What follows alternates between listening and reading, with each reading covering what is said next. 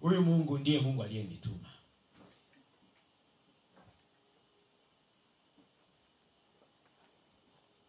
Kwamba nije kwenu ilete ujumbe.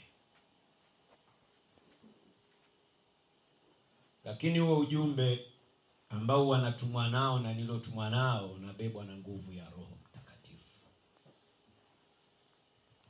Roho Mtakatifu ni mwalimu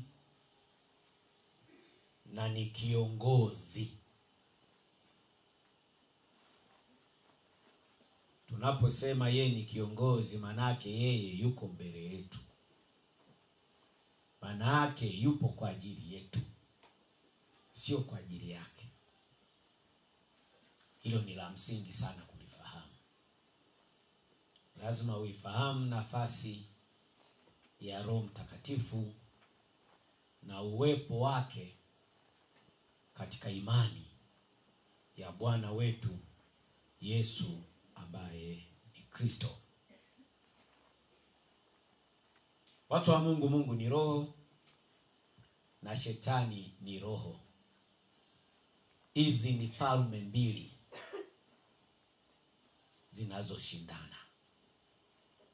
Lakini katika kushindana hizi falme, watu wa Mungu, zinakutegemea ewe mwanadamu. Nafasi ya moyo wako na mwili wako, hizi falme zinataka zaidi. Lakini tupo kwa kusudi. Na kusudi letu ni kutenda yaliyo mema. Kwa hiyo moyo wako uliobeba tunda linaloitwa upendo na matendo yako yakawa mema, huyo ndo anakuwa ndo Mungu mwenyewe. Kwa hiyo mtu wa Mungu sio kafikiri Mungu sio ni kitu gani. Haya maarifa tunatakiwa tukae nayo sana.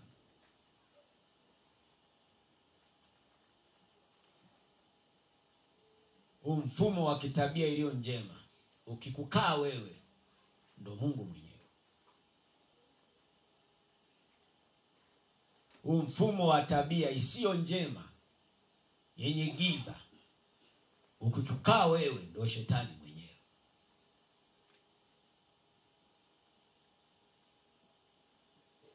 Kwa sio kashangaa tunakuita wewe shetani. Takiwa uitike, si ndo matendo yako.